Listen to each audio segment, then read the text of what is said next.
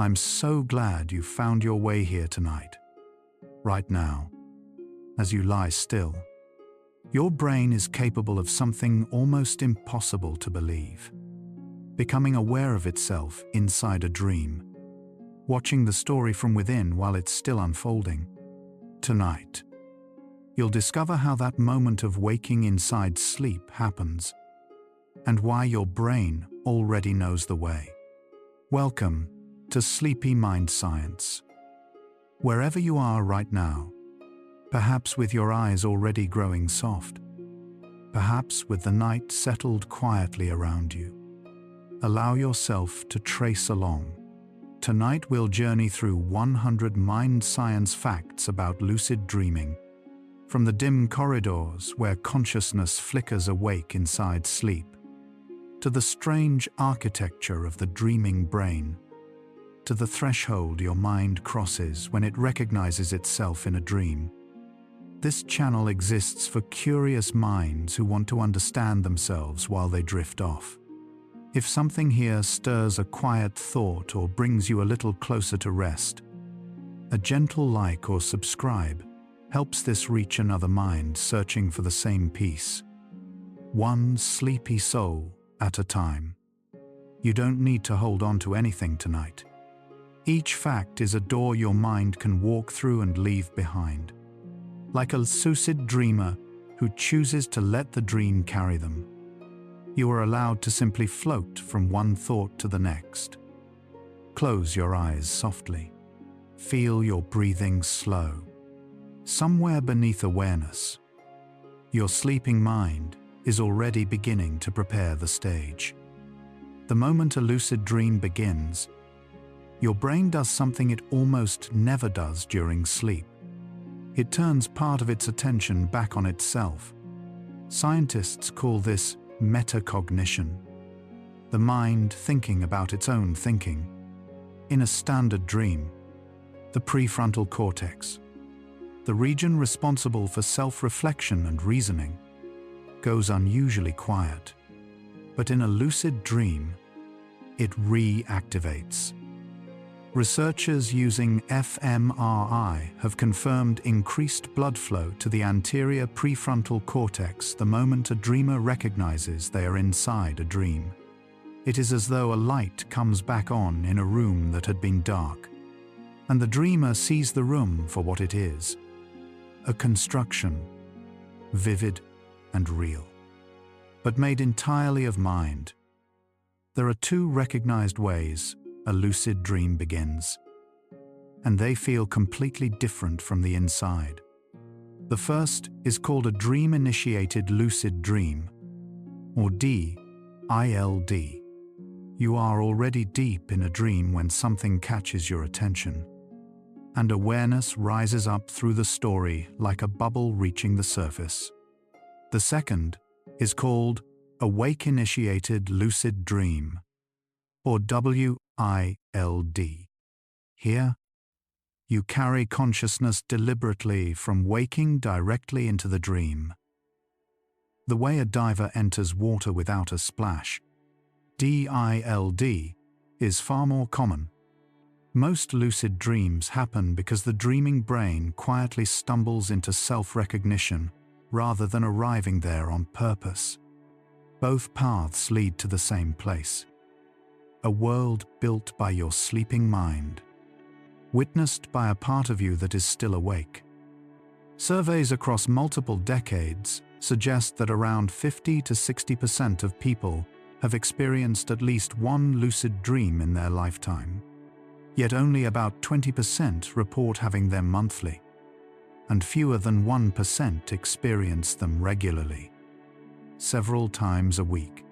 For most people, lucid dreaming is a rare event, a gift from the sleeping brain that arrives without warning and vanishes just as suddenly. Researchers found that frequent lucid dreamers, those who experience 3 or more per week, show measurably different resting state brain connectivity.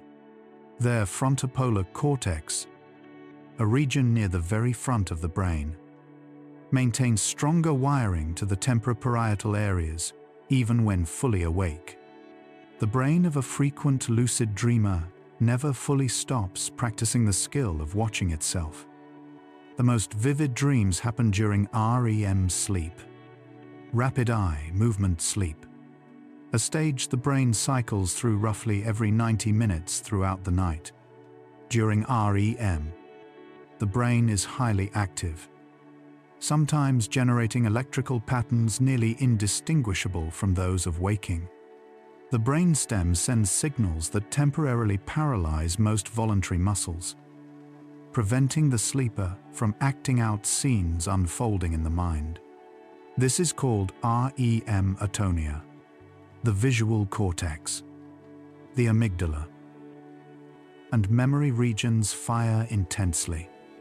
The result is an experience that feels entirely real despite having no external source. Lucid dreaming tends to occur most often during REM periods later in the night.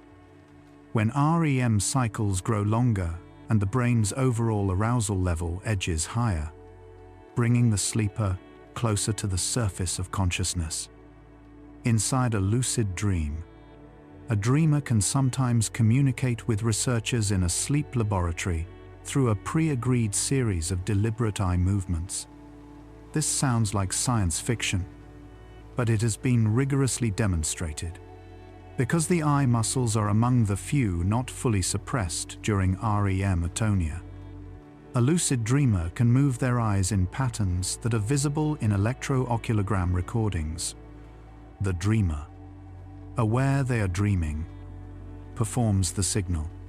The researcher, watching the recording in the next room, receives it.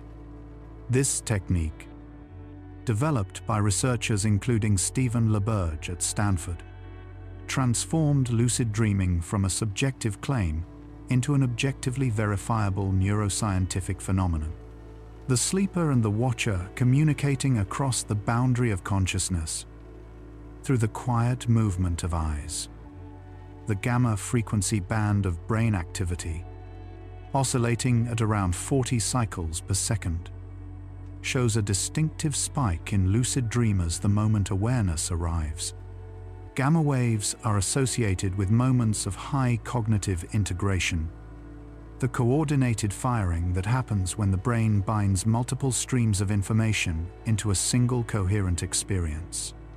Under normal REM sleep, gamma activity is relatively suppressed, but when lucidity begins, gamma bursts emerge most strongly over the frontal regions of the brain, the same regions that govern self-awareness, working memory, and attention.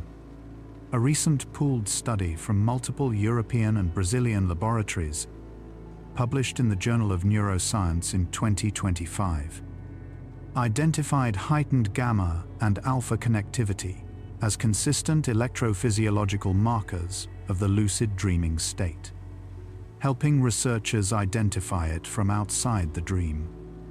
The prefrontal cortex is often described as the seat of the conscious self, the region that allows you to plan ahead, evaluate your own behavior, and understand that you are a person with a past and a future.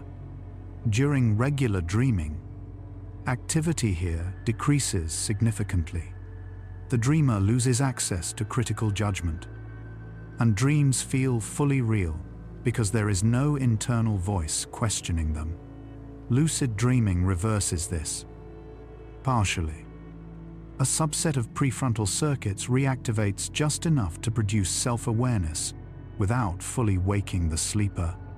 The dream continues. The body remains still and sleeping, but a quiet observer emerges inside the experience, watching the story from the inside. Scientists sometimes describe this as a hybrid brain state, neither fully dreaming nor fully awake, but something entirely its own. Not all dream content feels equally controllable during a lucid dream, and most experienced dreamers report that control is partial rather than total. The dream environment may shift in unexpected directions, characters act in ways the dreamer did not intend. Emotions surge, independent of deliberate choice. Researchers suggest this reflects the difference between the reactivated metacognitive circuits, which generate self-awareness, and the deeper narrative-generating machinery of the sleeping brain, which continues running beneath conscious attention. Lucid dreaming is less like being a director of a film and more like being a conscious actor in a story whose next line has already been written by someone deeper in the mind. Awareness and narrative run alongside each other, each following its own quiet logic. The angular gyrus, a small region at the junction of the parietal, temporal, and occipital lobes, appears to play a significant role in lucid dreaming. This area integrates sensory information from multiple sources, creates the brain's sense of where the body is in space, and supports self-referential thinking. When researchers compared the brains of frequent lucid dreamers with non-lucid dreamers during waking rest, the frontopolar cortex showed stronger connectivity with the angular gyrus in the lucid dreaming group. This suggests that the bridge between self-awareness and spatial sensory integration may be structurally reinforced in people who dream lucidly with greater frequency.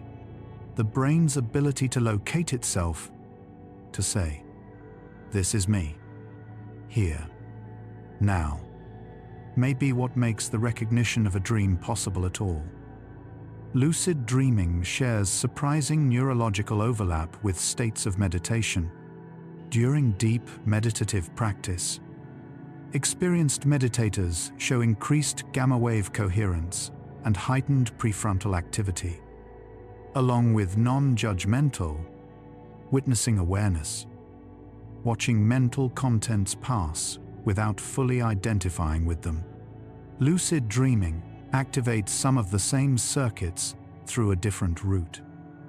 Research has found that regular meditators tend to experience lucid dreams more frequently than non-meditators, and a short course of mindfulness practice measurably increased lucid dream frequency in one study over several weeks.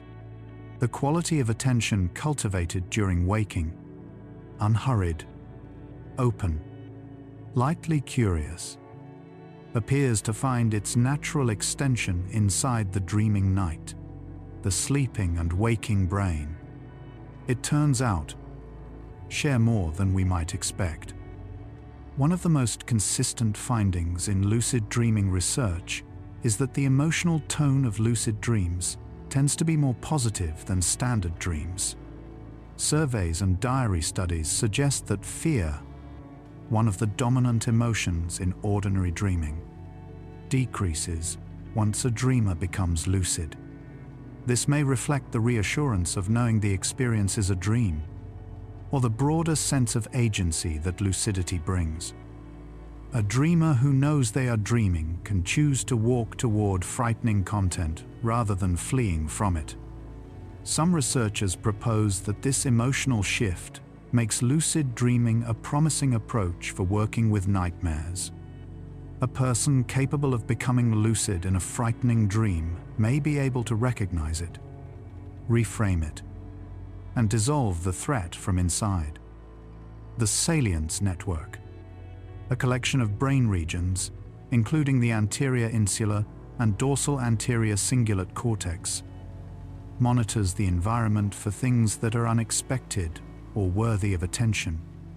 During standard dreaming, the salience network may be partly responsible for the way the dreaming brain accepts impossible events without registering them as strange.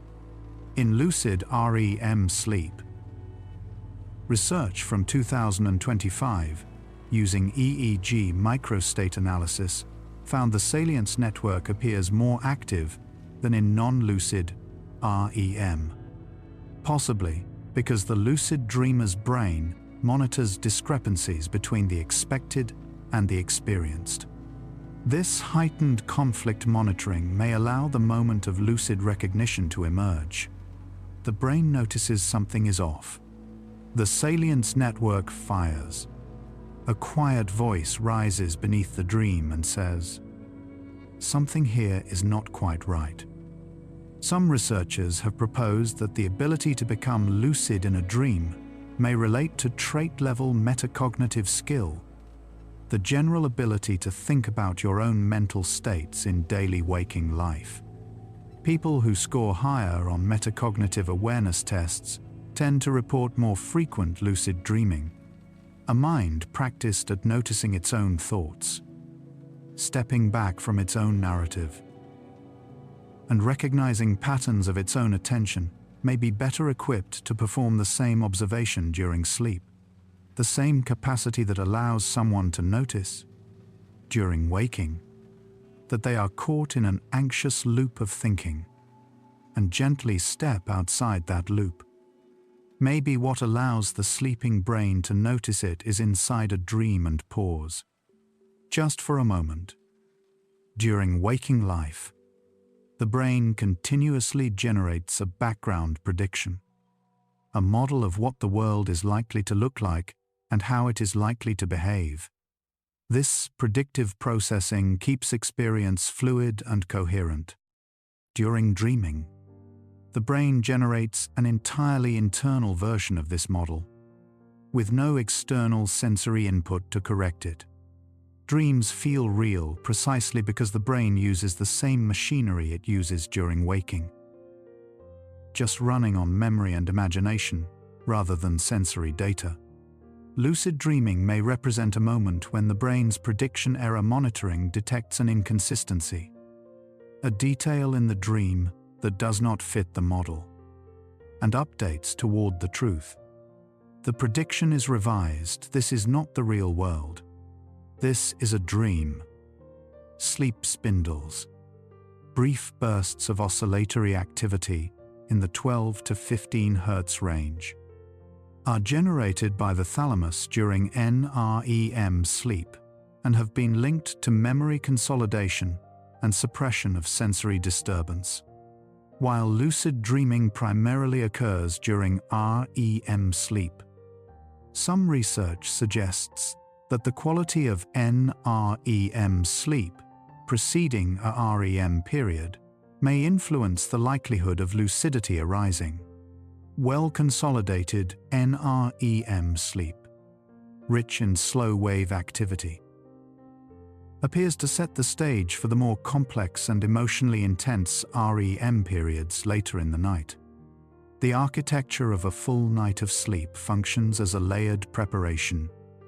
The deep, slow, early stages building the biological conditions for the vivid, occasionally lucid experiences that emerge in the longer REM periods of the early morning hours. Acetylcholine, a neurotransmitter associated with attention, learning, and the activation of REM sleep, plays a central role in lucid dreaming. During REM, acetylcholine levels are high, and the brainstem's cholinergic neurons are especially active, promoting the vividness and narrative complexity of dreaming.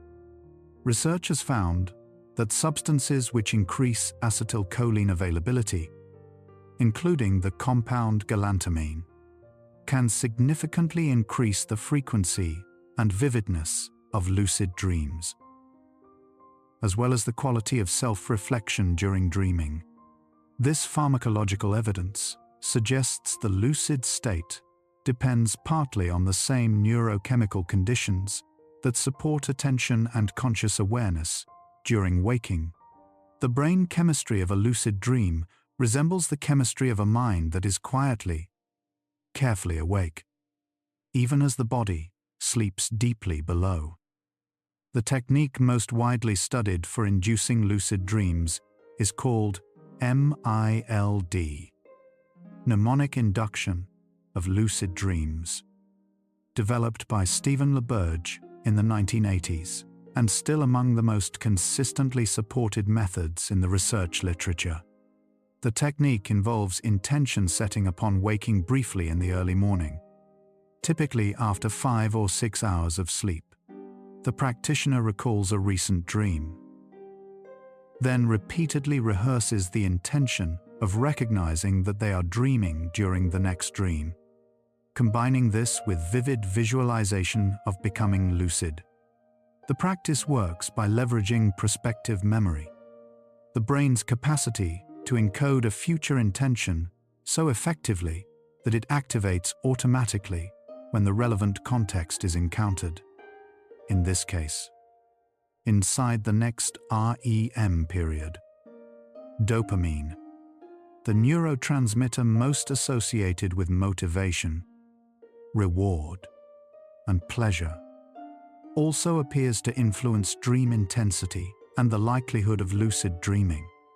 Increased dopamine availability in the ventral striatum, a hub of the brain's reward circuitry, has been linked to more intense dream experiences and, in some cases, to spontaneous lucidity. This connection may help explain why certain medications that elevate dopamine levels are associated with unusually vivid dreaming as a side effect.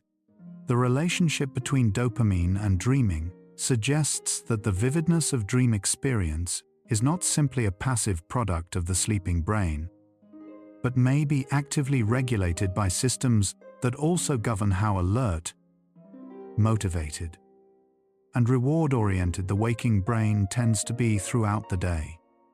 Transcranial direct current stimulation, or TDCS, has been explored as a method of increasing dream lucidity by applying a gentle electrical current to the scalp during REM sleep. Studies have found that stimulating the dorsolateral prefrontal cortex during REM periods can increase self-reported dream lucidity, particularly in participants who already experience lucid dreams occasionally. The results are modest and preliminary, and researchers note that effects were not observed consistently across all participants. Nevertheless, the finding supports the theoretical model if the prefrontal cortex is the key to lucid awareness. Then providing that region with a small boost of electrical activity during REM sleep edges the dreaming brain slightly closer to the threshold of self-recognition. The boundary between dreaming and awareness can sometimes be nudged from outside. The concept of a reality test is one of the simplest and most widely practiced lucid dreaming techniques. The practice involves performing a small habitual check during waking life to determine whether the current experience is real or a dream. Common tests include trying to push a finger through the palm of the other hand, reading a piece of text twice to see if it changes, or checking whether a digital clock displays coherent numbers. In dreams, physical laws and text behavior are often inconsistent in ways that reality tests can reveal. The theory is that if the habit becomes automatic enough during waking, the brain will eventually perform it spontaneously during a dream, and the dreamer will recognize where they are. Not everyone who learns to lucid dream finds the experience entirely comfortable. Some dreamers describe a phenomenon called false awakening, in which they believe they have woken up and are moving through a realistic but subtly off version of their bedroom, only to discover they are still dreaming. False awakenings can be layered. A dreamer may believe they have woken from a dream several times while still remaining inside one. The experience can be disorienting, and for some people, mildly unsettling. Researchers note that false awakenings appear to involve the same hybrid brain states as lucid dreaming. The monitoring circuits active, the narrative machinery still running, reality and dream overlapping in a way that makes the boundary genuinely difficult to locate, even from the inside. The precuneas, a region of the parietal lobe tucked along the inner surface of the brain's two hemispheres, is one of the most consistently activated areas in fMRI studies of lucid dreaming. The precuneus is involved in episodic memory retrieval, visual imagery, self-related mental representations, and the sense of having a perspective, the feeling of being a located self looking out at the world from a particular vantage point.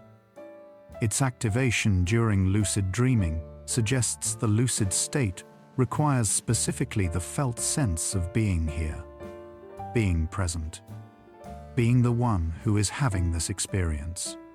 The precuneus may be what makes the lucid dreamer feel like themselves inside the dream, rather than simply a character caught in a story with no witness at its center. Nightmares are among the most distressing forms of sleep disruption, affecting a significant portion of the adult population at some point during their lives. Chronic nightmare disorder, defined as recurring frightening dreams that cause distress or wake the sleeper, is estimated to affect between 2 and 8% of adults. Lucid dreaming has been proposed and studied as a therapeutic tool for nightmare disorder, with the idea that a dreamer who recognizes a nightmare as a dream can choose to alter its course, dissolve the threatening content, or observe it without fear. Clinical studies have shown early promise in this approach, though researchers note that the ability to become lucid in an already frightening dream requires practice and cannot easily be achieved under high emotional distress. The neuroscience of lucid dreaming intersects in fascinating ways with the study of certain altered states. Both involve a loosening of the brain's default narrative, an intensification of sensory vividness, and a quality of heightened presence within experience. In both cases, the default mode network, a system of brain regions associated with self-referential thinking, mind-wandering, and construction of the autobiographical self, undergoes significant reorganization. Some researchers have proposed that the sense of ordinary identity dissolving, reported in both deep lucid dreams and certain profound inner states, may reflect a temporary reorganization of the default mode network's usual role. The self that usually narrates experience from behind the scenes grows quiet, and what remains is an open, observing awareness without its habitual story. Across cultures and history, the experience of becoming aware inside a dream has been recognized as significant. Aristotle wrote about the possibility of noticing, during sleep, that one was dreaming. Tibetan Buddhist monks developed a practice called dream yoga, using the lucid dream state as a laboratory for understanding consciousness. Sufi traditions and indigenous cultures in various parts of the world also incorporated dream lucidity into their understanding of the inner life. The scientific study of lucid dreaming is barely half a century old, but the human recognition that the dream is a kind of mirror, and the dreamer can sometimes look into it clearly, is as old as sleep itself. How does your brain produce a moment of consciousness so vivid it feels more real than waking life? Let your body grow heavy for a moment. Somewhere behind your closed eyes, the brain that is listening now is the same brain that will one day turn toward itself in the middle of a dream and know exactly what it is seeing. You don't need to reach for that. It will find you, in its own time, in its own way. For now, simply feel the surface beneath you. Feel how still the room has become. Your breathing is slow. The night is quiet. Whatever your mind was holding today, it can set it down now, here, at the edge of sleep. During a lucid dream, the brain structures responsible for producing emotional content remain largely intact and active. The amygdala, the brain's primary emotional processing hub, continues responding to dream events with genuine reactions. This means that joy, awe, sadness, and fear felt during a lucid dream are neurologically real. The brain is not simulating emotion. It is generating it through the same pathways it uses when awake. The awareness that the experience is a dream does not make the feelings less genuine. A lucid dreamer who encounters something beautiful feels something genuinely beautiful. The knowledge that it is a dream changes the story, but it does not change the feeling at all. The experience of time during a lucid dream appears to roughly correspond to real time, contrary to the popular belief that dream events happen in an instant. Studies in which lucid dreamers signaled the beginning and end of counted intervals using eye movements found that their estimates of elapsed time corresponded closely to actual clock time during REM sleep. This suggests that the subjective duration of a lucid dream is not dramatically compressed. A dream that feels like 30 minutes most likely corresponds to approximately 30 minutes of REM sleep. The sleeping brain does not collapse time. It simply removes the external anchors we usually use to measure it, leaving the dreamer adrift in a present with no clock. The visual experience inside a lucid dream can be extraordinarily rich. Lucid dreamers consistently report that the resolution and detail of dream imagery often exceeds what they experience during ordinary waking perception. Colors appear more saturated, textures more detailed, light more vivid. Neuroscientists propose that this may occur because the visual cortex during REM sleep generates imagery entirely from within, without the limitations imposed by the physical eye. The dreaming brain is, in a sense, freed from reality. It can produce the ideal version of a visual scene, rather than the somewhat noisy version that the external world delivers through photoreceptors and optic nerves. The dream is the most advanced visual simulation the brain knows how to run. Olfactory experiences, or smells, are relatively rare in lucid dreams and in ordinary dreaming as well. Studies suggest that only a small percentage of dream reports include any olfactory component. This is surprising given how powerful smell is as a memory and emotion trigger during waking life. The relative silence of the dreaming olfactory system may reflect the way the brain organizes different sensory modalities during sleep. Vision and emotion appear to dominate the dream space. Touch, sound, and proprioception also occur with reasonable frequency. But smell, despite its strong waking associations with mood and memory, tends to remain quiet, like a sense the dreaming mind has agreed, for its own reasons, to leave behind each night. The capacity to fly in a dream is one of the most universally reported experiences across lucid and non-lucid dreaming alike. In surveys conducted across different cultures and countries, the sensation of flight appears with remarkable consistency among the most common dream themes. During a lucid dream, many dreamers describe the ability to initiate flight deliberately, using it as a form of exploration or emotional release.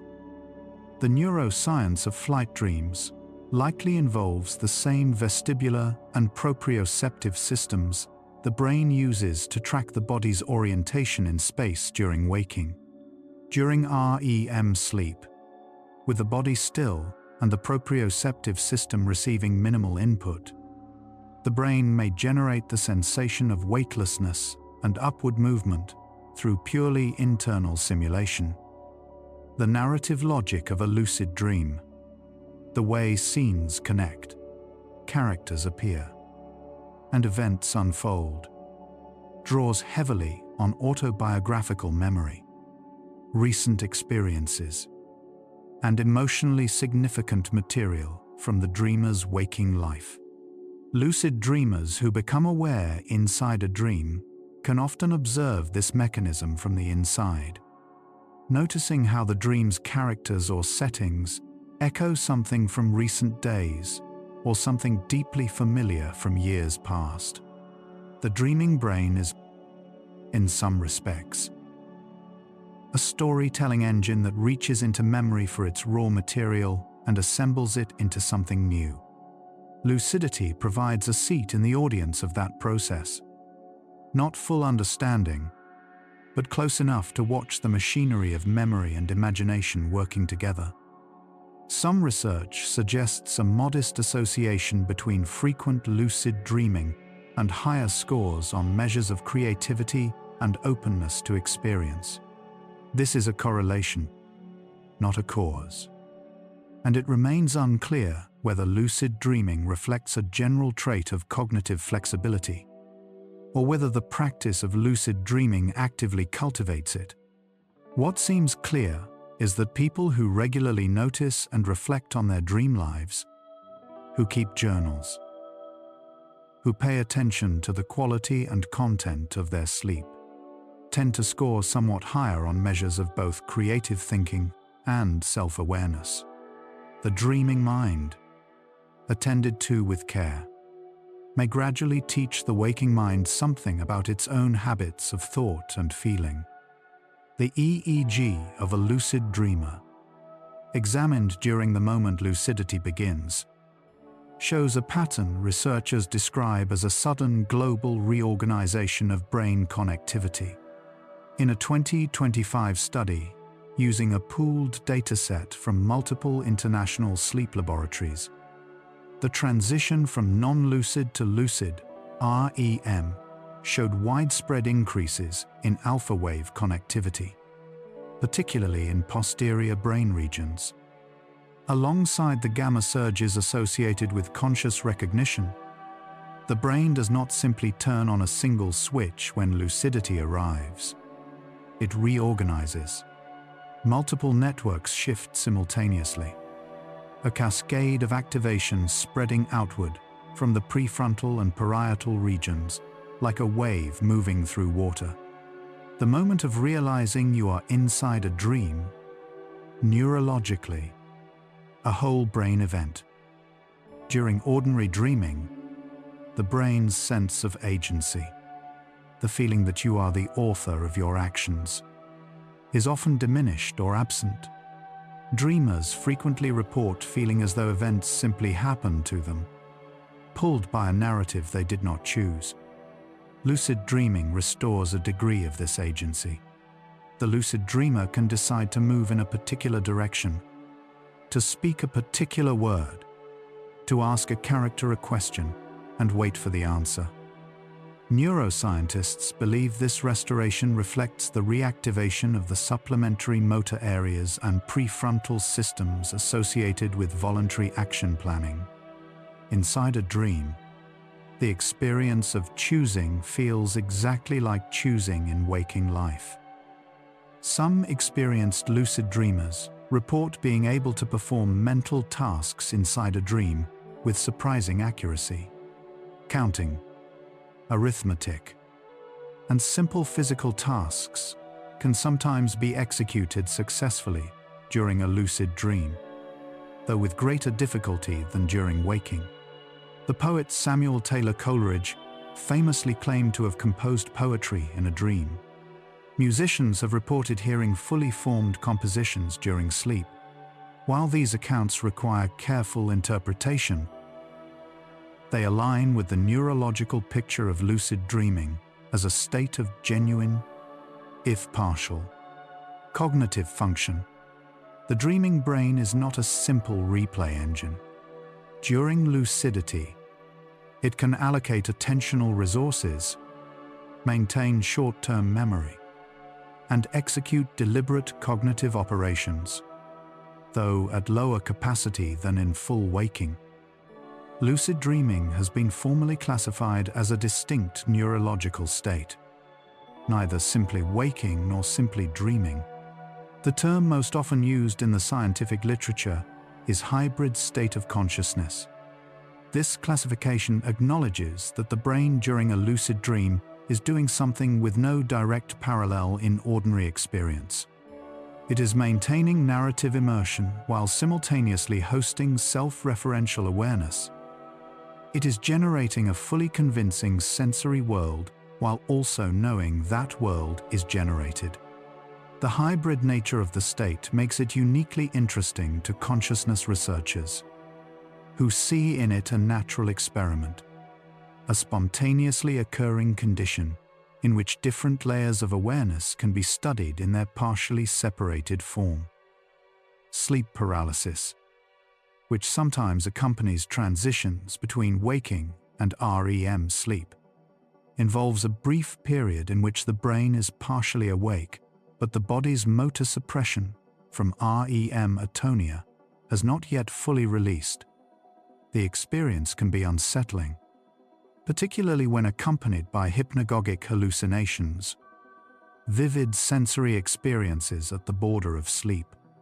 Some skilled lucid dreamers deliberately use the hypnagogic state as an entry point for wake-initiated lucid dreams. Maintaining awareness through the transition from waking into REM sleep rather than losing consciousness. This requires holding attention lightly at the edge of sleep, neither so tightly that wakefulness returns, nor so loosely that consciousness is lost before the dream stabilizes. The question of whether dream characters encountered during lucid dreams represent distinct cognitive agents or simply fragments of the dreamer's own mind remains open and genuinely fascinating.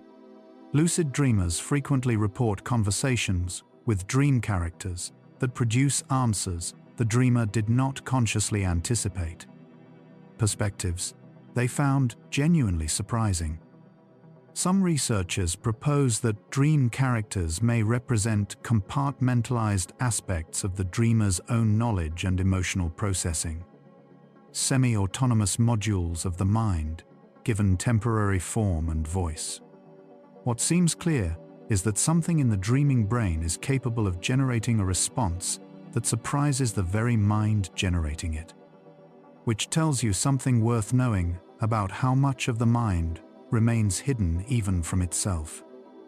Emotional regulation, the ability to manage and modulate emotional experience in healthy ways, appears to be associated with lucid dreaming capacity in some studies. Individuals who practice lucid dreaming regularly tend to report somewhat higher emotional flexibility, the ability to step back from an emotional state and observe it rather than being swept along by it. Researchers who study dreaming and mental health have proposed that the metacognitive posture of lucid dreaming, turning gentle, non-judgmental awareness toward an internal experience, may carry over into waking emotional life. The observer who watches a dream from inside it may gradually become a steadier observer of the ordinary emotional weather of daily life. The role of light in influencing dream and sleep quality is increasingly well documented. Light exposure in the evening suppresses melatonin production in the pineal gland, delaying the onset of sleep and reducing overall sleep quality. Reduced REM sleep, in turn, diminishes the frequency and vividness of dreaming. Researchers note that the longer and more complete the REM periods of a given night, the greater the likelihood that vivid and complex dreaming, including potentially lucid dreaming, will occur. The brain's relationship with light is ancient and precise. A quiet, dim evening, eyes resting from screens, tilts the biological conditions gently in the direction of the richer, deeper sleep in which the most extraordinary dreaming tends to arise. If tonight's journey through the dreaming brain is bringing you a little closer to rest, a gentle like or subscribe helps another curious mind find this quiet place. One soft tap, one sleepy soul at a time. The concept of false memory, in which the brain confidently recalls an event that did not actually occur, has interesting parallels with the experience of lucid dreaming. After waking from a vivid lucid dream, many dreamers initially feel uncertain about whether the events were real or dreamed, particularly in the first moments after waking, when the memory consolidation process has not yet completed. The brain stores both with emotional conviction the vivid sensory qualities of a lucid dream, its texture, its lighting, the felt presence of other characters, can leave traces in memory that feel indistinguishable from real experience. The mind does not automatically know the difference between a dream it lived and a morning it simply remembers. During REM sleep, the hippocampus, the brain's primary memory consolidation structure, is highly active. Memory researchers have long understood that sleep, and REM sleep in particular, plays a critical role in consolidating new learning, integrating recent experiences into long-term memory, and linking new information with existing knowledge networks. During a lucid dream, the hippocampus is part of the active neural landscape. Some researchers have speculated that the narrative richness of lucid dreams, their tendency to weave together disparate memories and emotional themes into complex stories, may reflect the consolidation machinery at work. The dreaming brain assembling the story of the self from pieces of experience, sometimes allowing a wakeful witness to watch the assembly from inside. The concept of mindfulness, sustained, non-judgmental attention to present experience, bears a striking resemblance to the internal posture of lucid dreaming. In both cases, awareness is present but not gripping. Experience unfolds without being grasped at or pushed away. Some sleep researchers and meditation scientists have begun exploring whether mindfulness training accelerates the development of lucid dreaming, and preliminary findings suggest it does.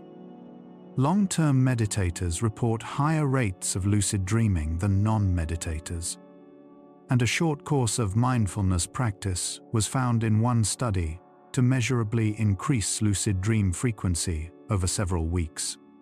The quality of attention cultivated during waking, unhurried, open, and lightly curious, appears to find its natural extension inside the dreaming night.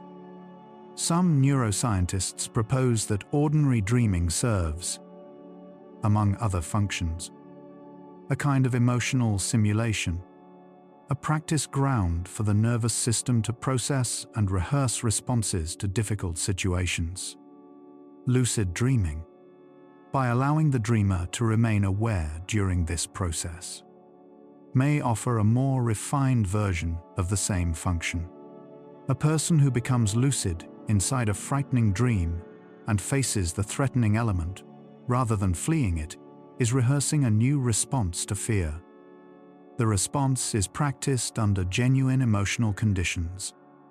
The amygdala is active. The body is in REM, atonia. The feeling is real, but the outcome is within the dreamer's control in a way rarely available during waking. The most reliable window for spontaneous lucid dreaming appears to be the early morning hours, roughly between 5 and 8 in the morning for most adults, when REM cycles are longest and the brain's overall arousal level is highest. This is why many lucid dreaming techniques specifically involve waking after 5 or 6 hours of sleep, spending a short period in calm wakefulness while maintaining intention, and then returning to sleep.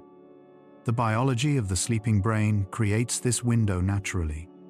As morning approaches, the homeostatic sleep pressure that drives the early night's deep, slow-wave sleep diminishes, and the brain tips increasingly toward the lighter, more self-referential territory of late REM, the dreaming brain. even in lucid states, does not experience ordinary spatial continuity the way the waking brain does. Distance in a dream is not measured. Movement through space does not follow consistent physical rules. A dreamer can find themselves simultaneously aware of two locations, or can intend to move somewhere and simply arrive without the intervening journey. This quality reflects the fact that spatial experience in dreams is generated from memory and emotional association rather than accurate modeling of the physical world. In a lucid dream, the dreamer can observe this directly. The rules of space resemble the rules of thought far more than the rules of physics. There is a gentle but real relationship between the content of waking experience and the content of dreams. The continuity hypothesis in dream research proposes that what a person thinks about, worries about, and cares about during waking life tends to appear, in transformed form, in their dreams. For a lucid dreamer, this relationship can be traced from the inside. Recognizing a recurring character or setting in a lucid dream often brings with it a sudden awareness of the emotional theme that dream element carries. The unresolved worry, the cherished memory, the relationship that has not yet found its resting place. The dream, witnessed clearly, becomes a kind of map of the waking mind's unfinished business. Children may be naturally more prone to lucid dreaming than adults. Some studies suggest that the frequency of lucid dreaming is higher in childhood and adolescence, declining somewhat in later adulthood. Researchers propose several possible explanations. Children's brains are more neuroplastic, meaning their neural connections are more fluid and rapidly changing. Children also tend to have more vivid and emotionally intense dream lives in general. And they may have fewer habitual assumptions about what is and is not possible, making the recognition of a dream's impossible logic easier to achieve. Whatever the mechanism, the possibility that the dreaming brain is most naturally lucid when it is youngest offers a quietly moving image of the mind at its most open. The relationship between lucid dreaming and the default mode network offers one of the most intriguing current questions in consciousness neuroscience.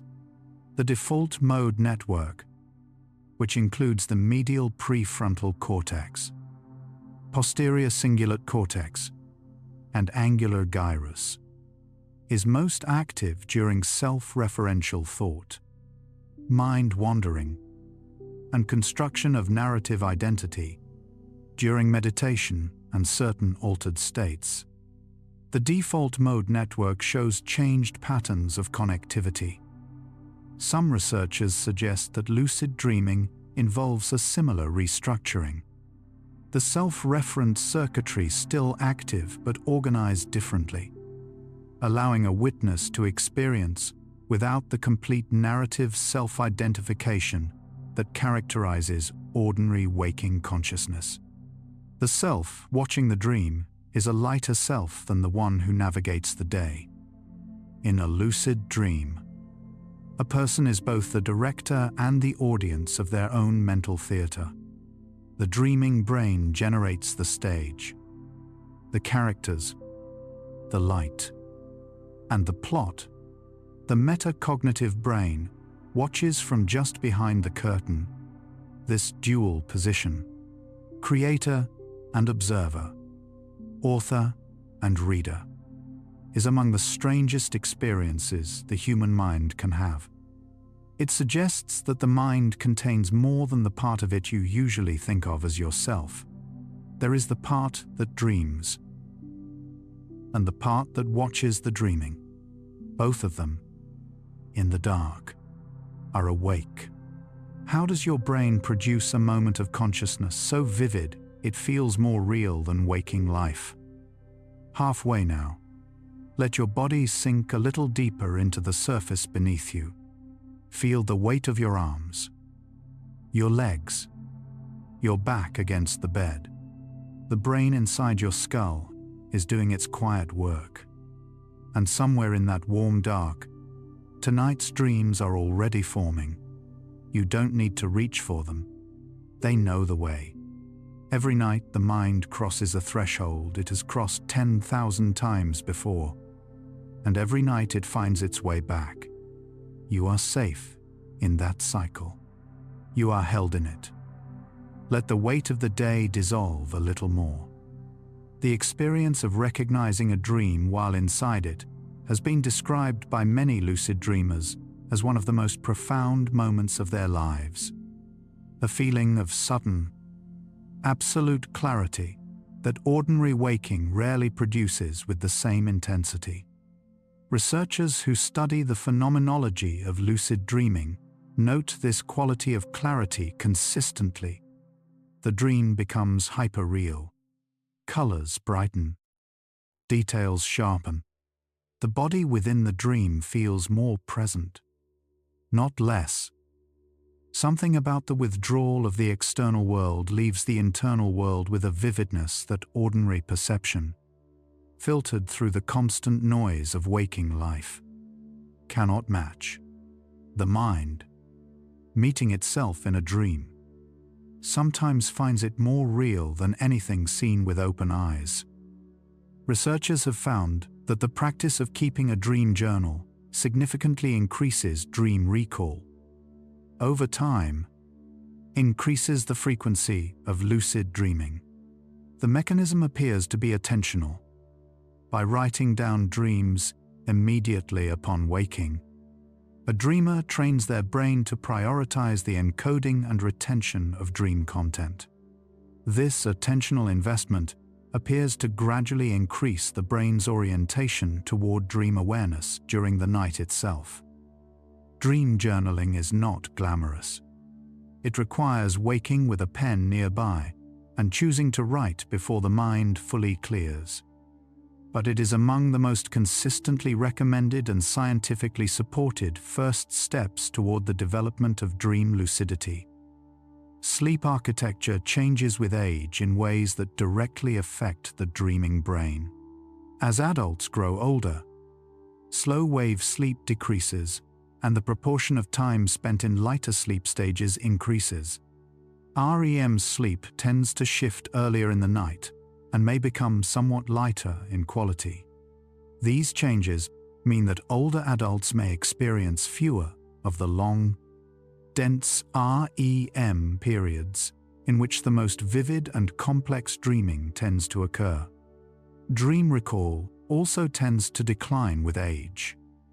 Researchers note that these changes are gradual and highly individual. Good sleep hygiene, consistent sleep schedules, and the avoidance of alcohol and certain medications can help preserve the quality of sleep architecture well into later life. The relationship between lucid dreaming and dissociative experiences has been explored cautiously by researchers. Dissociation, the experience of feeling separated from one's thoughts, feelings, or sense of identity, shares some surface similarities with the observer quality of lucid dreaming. However, the neurological and phenomenological distinctions are important. In healthy lucid dreaming, the witnessing awareness is grounded and stable. The dreamer feels more present, not less. The self is not fragmented but doubled. There is the character in the dream and the quiet watcher behind it, both coherent and oriented. Pathological dissociation involves distress and disruption of function. Lucid dreaming, in its healthy form, involves integration and clarity, not fragmentation. Music heard during a lucid dream can be extraordinarily beautiful, and several composers and musicians across history have described receiving complete musical ideas during sleep. The composer Giuseppe Tartini famously described hearing a devil play a sonata in a dream and waking to write down what he had heard. Paul McCartney has recounted that the melody for Yesterday arrived to him in a dream. Researchers suggest that the auditory cortex, during REM sleep, is capable of generating coherent musical structures from memory. Assembling combinations the waking conscious mind might not have arrived at through deliberate effort alone. The sleeping brain, left to its own devices, sometimes composes. The concept of the hypnagogic state, the transition between wakefulness and sleep, is closely related to the conditions that favor lucid dreaming. During hypnagogia, brief and vivid sensory images, sounds, or sensations arise at the threshold of consciousness. Fleeting, often surprising, not yet organized into the full narrative of a dream. Some researchers believe that paying relaxed, non-grasping attention to hypnagogic content is among the most natural routes to a wake-initiated lucid dream. The practice requires a particular quality of consciousness, alert enough to witness, quiet enough not to interrupt the transition from waking into the world. The sleeping brain is beginning to build around you. Lucid dreaming researchers have found evidence that the experience of pain in lucid dreams can be voluntarily modulated. In experiments where lucid dreamers were exposed to painful stimuli during the dream, some were able to reduce or eliminate the pain response by actively directing their attention away from it or reframing the experience within the dream narrative. This suggests that the pain experienced during dreams, already modulated by the REM pain suppression system, can be further influenced by the metacognitive control that lucid dreaming allows. The finding has implications for understanding the relationship between attention, belief, and the construction of pain experience in both sleeping and waking states. The boundaries between self and other in a lucid dream are more fluid than in waking life. A lucid dreamer can sometimes take on the perspective of a character in the dream, experiencing the story through that character's eyes, or can shift between perspectives in a way that waking perception does not normally allow. Some researchers propose that this perspectival flexibility reflects the temporary relaxation of the brain's usual self-model. The predictive architecture that normally maintains a clear boundary between self and environment.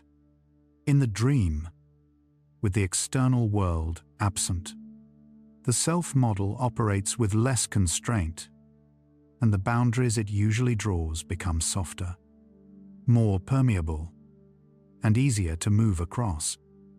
The dorsal attention network, a set of brain regions including the frontal eye fields and the intraparietal sulcus, supports voluntary, top-down direction of attention during waking life. During regular dreaming, this network is largely inactive, meaning the dreaming brain does not direct its attention deliberately. It simply receives whatever the narrative generates. During lucid dreaming, there is evidence of increased activity in regions associated with voluntary attention control. The lucid dreamer can choose where to look, what to notice, what to investigate. The attention moves where the dreamer directs it, rather than being carried along by the current of the dream. In this way, lucidity returns to the sleeping mind, one of the most fundamental capacities of waking. The thalamus, often described as the brain's sensory relay station, plays a complex role in both sleep and dreaming. During waking, the thalamus regulates the flow of sensory information from the body and external environment to the cortex. During sleep, it progressively gates this flow, reducing external input and allowing the cortex to generate its own internal activity. During REM sleep, the thalamus participates in generating the characteristic bursts of pontine activation that drive rapid eye movements and cortical arousal. Some researchers believe the thalamus also contributes to the vividness and coherence of dream imagery, maintaining the internal sensory loop that makes dreams feel as fully rendered as the waking world. The cultural context in which a person grows up shapes the content and emotional valence of their dreams in documented ways. Dream researchers who have studied populations across different countries find that while certain themes, flying, being chased, falling, appearing unprepared for a test, appear with cross-cultural consistency, the specific characters, settings, and emotional associations vary considerably. In societies where dreams are treated as meaningful communications from ancestors or spiritual guides, people report more narrative, message-bearing dreams. The brain appears to be partly a cultural organ, and the dreaming brain shapes its stories in the language of the world the dreamer has inhabited.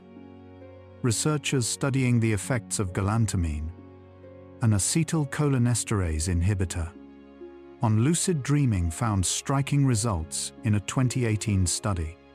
Participants who took the substance after approximately 4 to 5 hours of sleep reported significantly higher rates of lucid dreaming than those who received a placebo, along with greater vividness and more sustained awareness within the dream. The effect size was among the largest ever recorded for a pharmacological lucid dreaming intervention. Researchers note that galantamine is a prescription medication with real side effects and should not be used outside supervised medical contexts.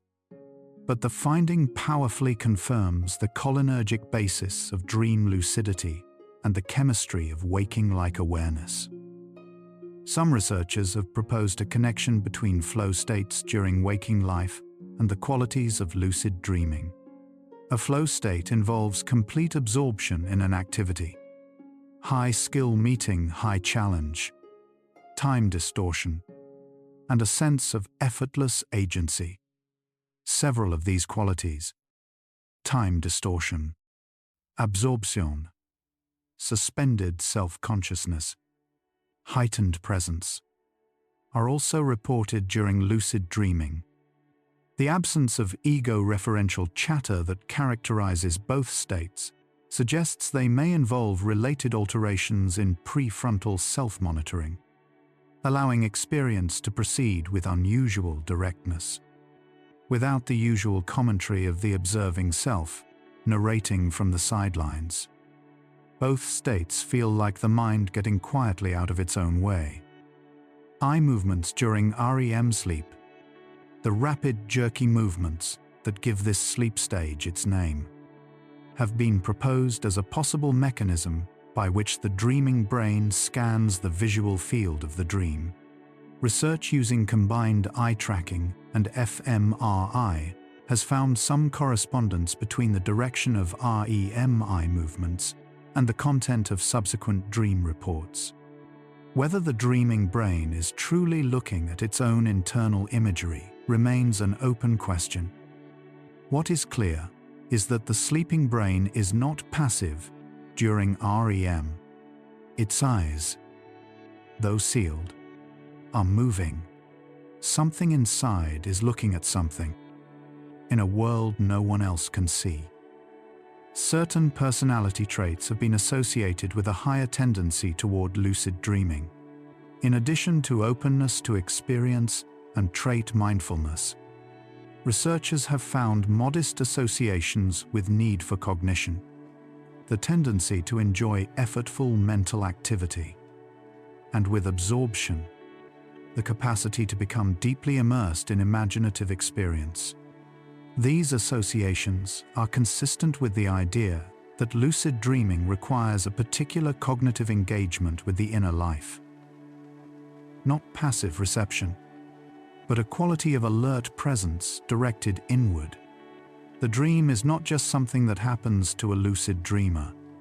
It is something they arrive at through a sustained orientation toward their own mental world. Research from multiple sleep laboratories has confirmed that lucid dreaming does not significantly disrupt sleep quality for most people. A common concern among those new to the topic is that maintaining awareness during sleep will prevent proper rest. Studies measuring sleep architecture in frequent lucid dreamers find that their sleep follows normal patterns of cycling through NREM and REM stages. With adequate slow-wave sleep and appropriate restoration, occasional lucid dreams appear to have no measurable negative effect on how rested a person feels the following day. The brain can hold the gentle presence of lucid awareness within a dreaming night without compromising the deeper restorative work that sleep performs beneath it. One of the most poignant applications being explored in lucid dreaming research is its potential use in grief and bereavement. Some therapists have noted that individuals who experience the death of a loved one and who become lucid dreamers sometimes report encounters with the deceased within lucid dreams. These experiences are qualitatively different from ordinary grief dreams, which tend to be passive and emotionally raw. In a lucid dream, the grieving person can sometimes choose to speak to the figure, to say what was left unsaid. To receive a response, the dreaming brain generates from everything it knows about the person who was loved. Their emotional reality is undeniable. The relationship between intention and experience in a lucid dream is genuine but imperfect. Many beginning lucid dreamers report that simply intending something to happen in the dream is sufficient to make it occur. But experienced lucid dreamers know that strong intention can sometimes disrupt the dream rather than control it, gripping the dream too tightly, demanding a specific outcome with the willful effort familiar from waking life, can wake the dreamer. Researchers and experienced practitioners suggest that the most effective lucid dream agency is light and suggestive rather than forceful and demanding, like holding water in open palms rather than in a closed fist. The dream responds to gentleness. Research has explored whether lucid dreaming can be used to accelerate physical skill acquisition. The hypothesis is that because the motor system is largely simulated rather than suppressed during dreaming, mental rehearsal in a lucid dream might produce some of the same neural priming effects as mental imagery during waking practice.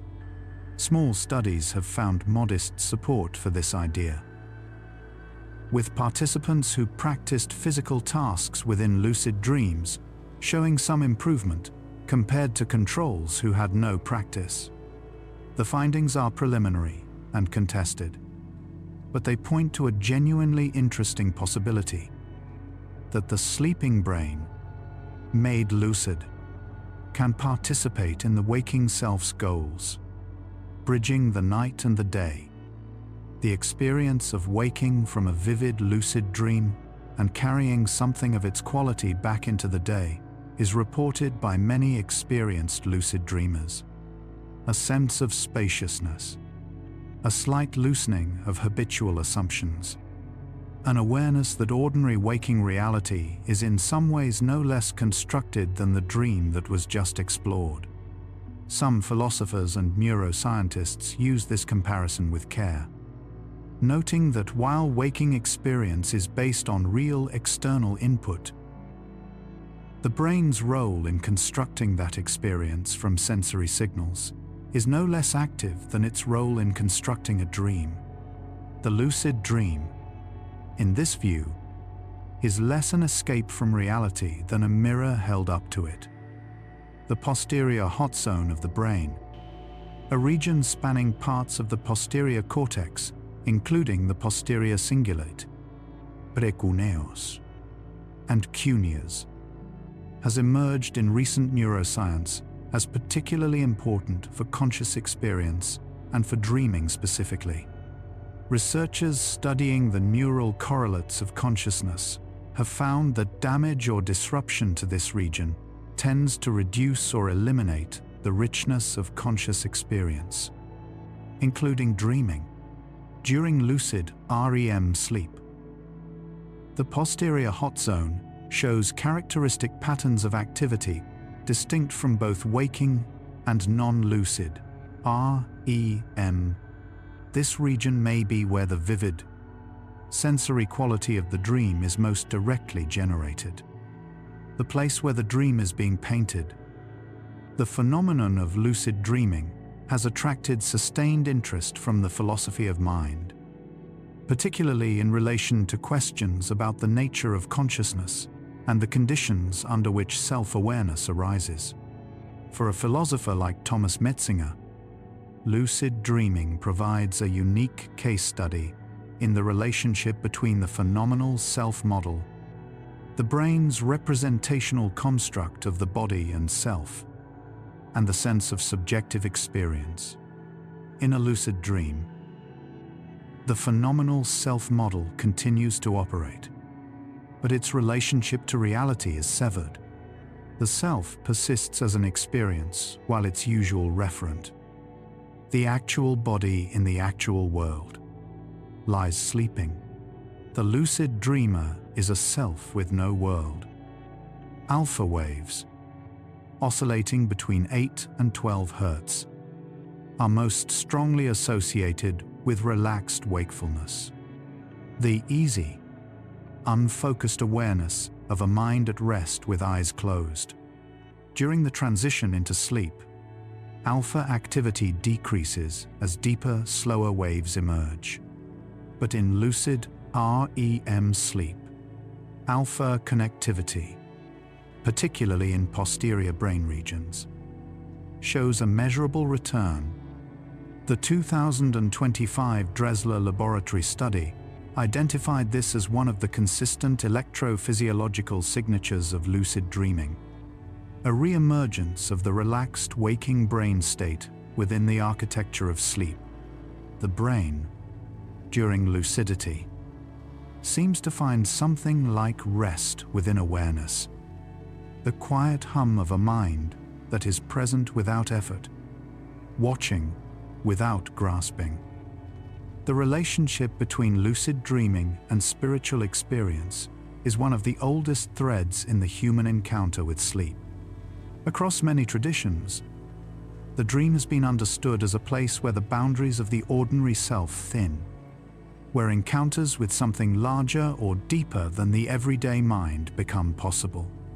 Modern neuroscience does not confirm supernatural claims, but it does confirm that lucid dreaming involves genuine alterations in self-referential processing, genuine loosening of the ordinary self-model, and genuine encounters with the unknown depths of one's own mind.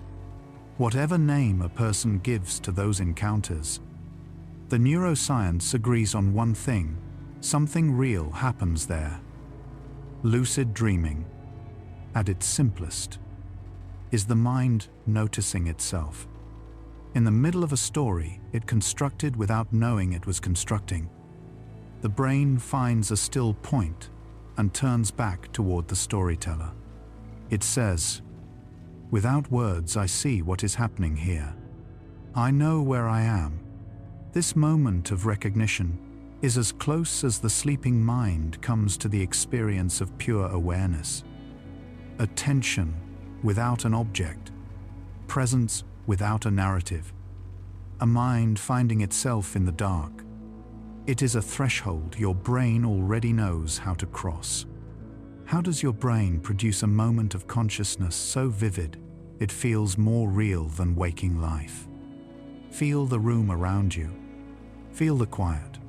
Your breathing has grown slower now, and your body is heavy with it. Somewhere in the hours ahead, your mind will cross into a place it has crossed 10,000 times before. You don't need to prepare for it. You don't need to guide it. The sleeping brain knows its own threshold better than the waking mind does. All you need to do is release the last of the day's holding. Let the muscles of your face soften. Let your hands open. Let the boundary between thinking and dreaming begin, slowly, to dissolve. The sleeping brain is not a passive brain. It is a brain actively building the next version of itself, consolidating the day's learning, repairing cellular structure, rehearsing emotional responses, and, in REM sleep, generating entire worlds from the inside out. Sleep is not the absence of experience. It is a different kind of experience entirely, run by the same mind, in a different key. Every night you fall asleep, your brain transitions through a series of states as carefully orchestrated as any symphony.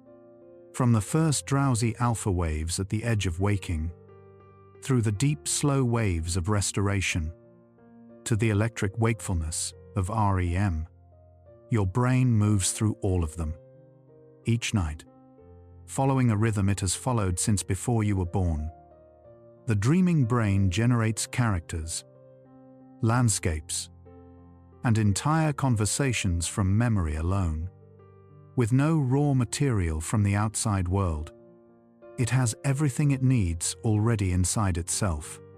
This is the brain in its most creative state, building from pure experience, without constraint, assembling entire worlds from the residue of everything you have ever seen and felt and remembered throughout your life. One of the clearest signs that a dream will become lucid is an increasing vividness of imagery just before the moment of recognition. Colors saturate, details sharpen. The dream becomes almost too detailed to be a dream, too vivid, too present, too precisely itself. And then the quiet voice arrives, calm and certain, and says this is a dream, and everything changes. In cultures that practice dream incubation, the deliberate preparation for a meaningful dream, sleepers report more narrative, purposeful dreams. The brain, oriented toward a question before sleep, seems to carry that orientation into the night, building its stories around what the waking mind was reaching toward. What we attend to at the edge of sleep may shape what meets us on the other side. The youngest children dream frequently, but have not yet developed the metacognitive machinery to recognize the dream as a dream. They are fully inside the story, with no distance from it at all. As the prefrontal cortex matures through childhood and into adolescence, the capacity for self-awareness deepens, and with it, the possibility of watching the dream from within it, quietly, without waking. Some experienced meditators report that the quality of awareness they cultivate during practice begins to appear spontaneously during sleep, a background witnessing presence that persists through dreams without interrupting them. The meditation and the dream meet at the edge of the self, in a space the ordinary waking mind rarely visits, where watching and experiencing are no longer entirely separate from each other. The body inside a lucid dream is not the real body. It is a body-shaped belief, a model the brain constructs from proprioceptive memory, visual expectation, and habit. In a lucid dream, the dreamer can observe this model directly, can choose to alter it, can step outside it entirely. The body that walks through a dream is made of nothing but imagination, and yet it walks with perfect conviction. Neuroimaging has shown that imagining an action and performing an action activate many of the same brain regions. In a lucid dream, the imagined action is indistinguishable from the performed one. The brain's model of the world makes no distinction between them. The dreaming body runs, dances, reaches, and the brain registers all of it as real movement, carried out by a body that is, in the outside world, completely still. The darkness behind closed eyes at the edge of sleep is not empty. It is full of quiet color, soft shapes, geometric patterns that drift and dissolve. This is the hypnagogic canvas the brain begins painting before the dream begins. A slow, wordless arrival of imagery from somewhere below the level of thought. Some people see faces, some see landscapes. All of it is the brain beginning, quietly and without instruction, to dream. The sense of time dissolving during deep sleep is not a failure of the brain. It is one of sleep's most important gifts. The grinding forward motion of the day, the weight of the past, and the pressure of the future softens and releases. The sleeping mind finds rest, in part, by gently releasing its grip on the clock, by allowing the present moment to become the only moment there is. Researchers have found that people who sleep in complete darkness produce more melatonin and experience deeper, longer REM periods than those sleeping with ambient light present. The pineal gland, which produces melatonin, is extraordinarily sensitive to light. Even a small amount of light through closed eyelids can reduce melatonin secretion and lighten sleep quality. Darkness is, among other things, the brain's invitation to dream more deeply and more fully than it can in any other condition. In a lucid dream, the dreamer sometimes notices that the light behaves strangely, that shadows fall from no clear source, that colors shift without reason, that illumination has the warmth of memory rather than the precision of physics. This is the dreaming brain improvising light from everything it has ever known about light. Beauty, in a dream, is simply what the mind finds beautiful, freed from every constraint the waking world imposes. The experience of floating in a lucid dream, of feeling the body loosen its relationship with gravity, is reported so consistently across dreamers and cultures that researchers believe it reflects real vestibular activity during sleep.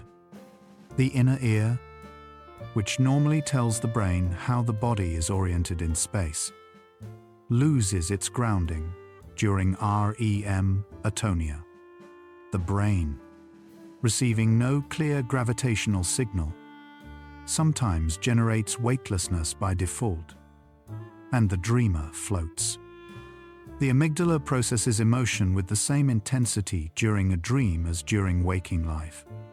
A fear felt in a dream is a real fear. A tenderness felt in a dream is a real tenderness. The heart rate rises. The breathing changes. When you wake from an emotional dream, the body carries traces of what it felt, because the body was truly feeling it, in the only way it knows how to feel anything at all. Some dreams repeat across years, returning with the same setting, the same emotional tone, the same unresolved moment. Researchers call these recurrent dreams and link them to unprocessed emotional material, themes the brain returns to because they have not yet found resolution.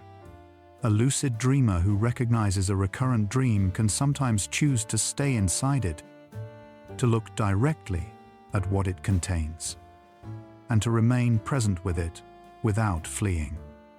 The brain does not dream of nothing. Even on nights when you wake with no memory of dreaming, researchers confirm that REM periods occurred and that brain activity consistent with dreaming was present. The dream exists. The memory of it simply did not survive the transition back to waking. Most of what the brain creates during sleep is experienced and then released. The way water releases heat, completely, and without holding on. Lucid dreaming does not require special ability.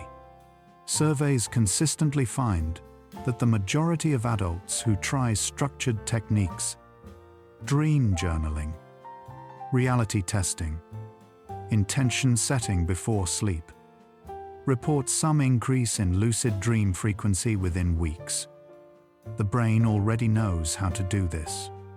The practice is simply a way of asking it, gently and persistently, to find the threshold it has always been capable of crossing, and to cross it again. The sleeping brain is a healing brain. Cerebrospinal fluid flows more freely through the sleeping brain than the waking one, clearing metabolic waste products that accumulate during the day. The immune system is most active during sleep. Emotional distress, held in the waking body, often begins to process during the dreaming night. Sleep is not what happens after the day is over. It is part of what makes the day possible, part of what makes you possible. The last moments before falling asleep carry a kind of suspended awareness, not yet dreaming, not quite waking.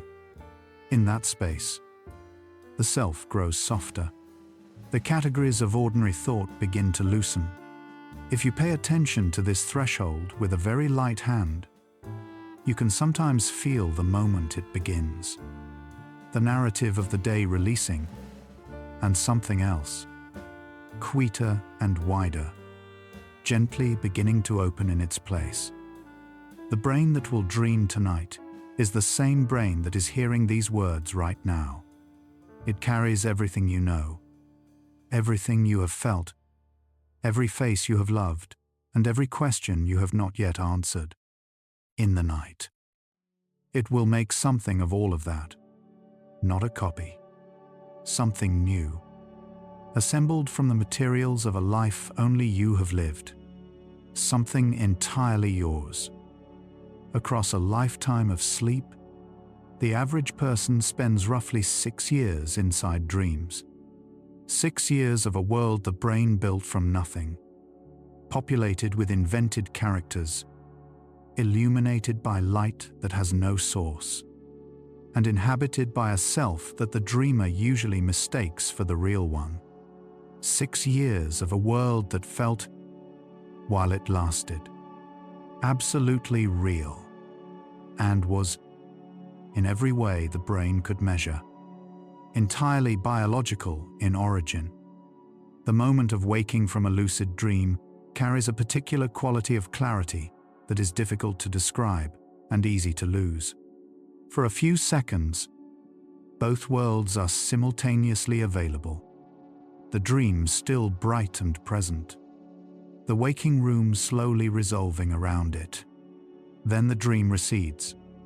The light of it fades into memory, already softening at the edges, leaving only the residue of having been somewhere extraordinary and briefly, perfectly awake inside it. Lucid dreaming, in the end, is not about control. It is about recognition. The dreamer who becomes lucid does not own the dream. They simply see it clearly, for a moment, from the inside. And in seeing it clearly, they see something about all experience, that it is constructed, that it is temporary, that it is vividly, achingly, unmistakably real while it lasts, and then it passes. As everything passes, lucid dreaming is not a skill your mind learns. It is a threshold your brain already knows how to cross.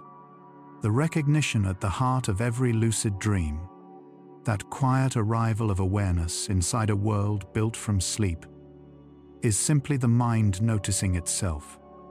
The way water notices it is wet. It was always possible. The night only waits for the moment you are quiet enough to see.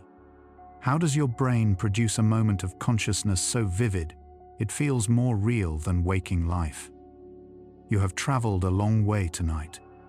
From the first fact's quiet discovery that the brain can turn toward itself inside a dream, through the gamma waves and precuneus and the ancient practices of those who knew, long before fMRI, that something remarkable lives on the other side of sleep.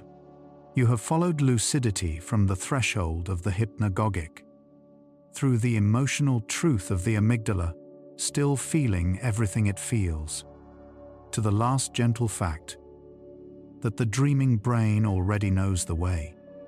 That is the journey you took. That is the territory you have crossed. Lucid dreaming reminds us that the mind is larger than the self that usually speaks for it. Much of what makes us who we are happens in silence, beneath awareness, in the dark. By pausing to notice, we glimpse the extraordinary running quietly beneath the ordinary. Sleep carries us there every night.